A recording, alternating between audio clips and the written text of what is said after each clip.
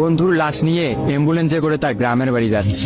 সময় কাটানোর জন্য ফোনটা বের করলাম। ঠিক সেই মুহূর্তেই মোবাইলে একটা মেসেজ আসে।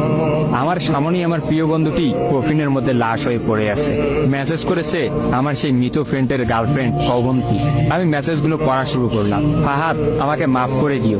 আমি যেই বাবার চোখের দিকে তাকিয়ে কখনো কথা বলতে পারিনি, সেই বাবা যখন অসহায়ের মতো আমার সামনে দুই হাত জোড়ে কান্না শুরু করতে লাগলো, তখন সেই বাবার ভালোবাসার কাছে আমাদের ভালোবাসা হার মেনে গেল। তাই আজ 11 দিন ধরে আমি অন্য মানুষের স্ত্রী।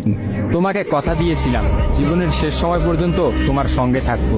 আমার সব সময় ভয় হতো যে তুমি আমাকে কষ্ট দেবে, হয়তো আমাকে ছেড়ে অন্য কাউকে বিয়ে করবে। অথচ দেখো, আমি তোমাকে কষ্ট দিলাম, আমি তোমাকে রেখে অন্য পুরুষকে বিয়ে করে ফেললাম। জীবনটা বড়ই অদ্ভুত, তাই না? তোমার কি মনে আছে আমি তোমাকে কাঁদতে কাঁদতে বলতাম আমাকে কখনো ছেড়ে যাবে না? তো তুমি হাসতে হাসতে উত্তর দিতে আমি তোমাকে কখনো ছেড়ে যাব না, তুমি আমাকে ছেড়ে গেলে যেতে পারো। তখন আমি অনেক রাগ করতাম, কারণ আমি তো তোমাকে পাগলের মতো ভালোবাসতাম। তুমি নেই এরকম কোনো পৃথিবী আমি কল্পনাও করতে পারতাম না।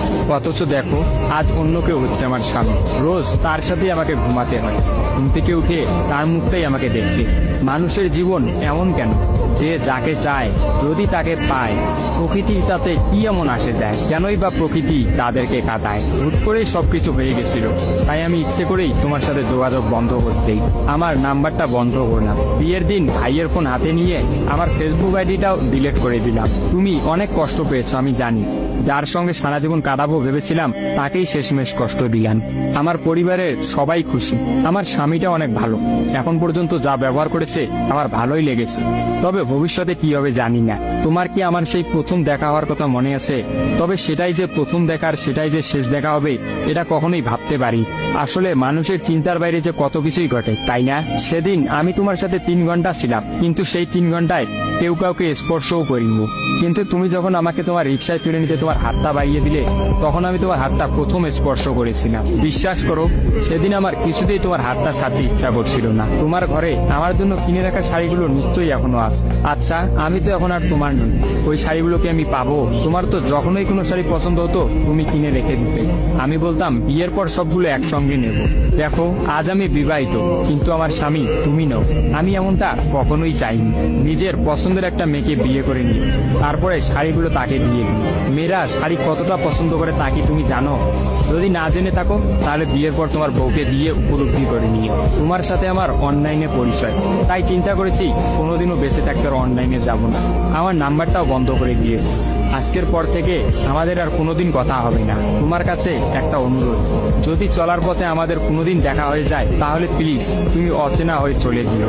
নিজের যত্ন নিও আর জীবনটা গুছিয়ে নিও। জীবন তো একটাই, ভালো থেকো। কিন্তু আমি ভালো নেই, ইতি তোমার ওই অবন্তী। সবগুলো মেসেজ একত্রে পড়লাম। আমার সামনে চিরনিদ্রায় শুয়ে আছে ফাহাদ। অবন্তী পরপর 5 দিন অনলাইনে আসেনি এবং ফাহাদের সাথে কোনো যোগাযোগ করেনি। তখন এক রাতে অফিস থেকে ফিরে ফাহাদ রাগ করে তার ফোনটা আসার গিয়ে কিনে ফেলে। ভাঙা মোবাইল আর ঠিক করা হলো না। ফাহাদ তার সিমটা আমার ফোনে ইনস্টল করে। জরুরি কোনো কল এলেই একমাত্র ফাহাদকে দিতাম। আর ফাহাদ রাগ করে বলল, যতদিন না পর্যন্ত অবন্তী আমাকে SMS করে ততদিন পর্যন্ত আমি আর নতুন ফোন কিনবো না। মোবাইল ভাঙার 2 দিন পরেই ফাহাদের প্রচন্ড জ্বর আসে। একদিনের মধ্যেই ফাহাদকে হাসপাতালের মধ্যে ভর্তি করলাম। ডাক্তার পরীক্ষা নিরীক্ষা করে বলল ফাহাদের ডেঙ্গু জ্বর হয়েছে। তবে চিন্তার কোনো কারণ নেই, ডাক্তারের কথা বিশ্বাস করেছিলাম। কিন্তু ডাক্তার তো সবকিছুর খবর জানেন না, যিনি জানেন তিনি হচ্ছেন সৃষ্টিকর্তা।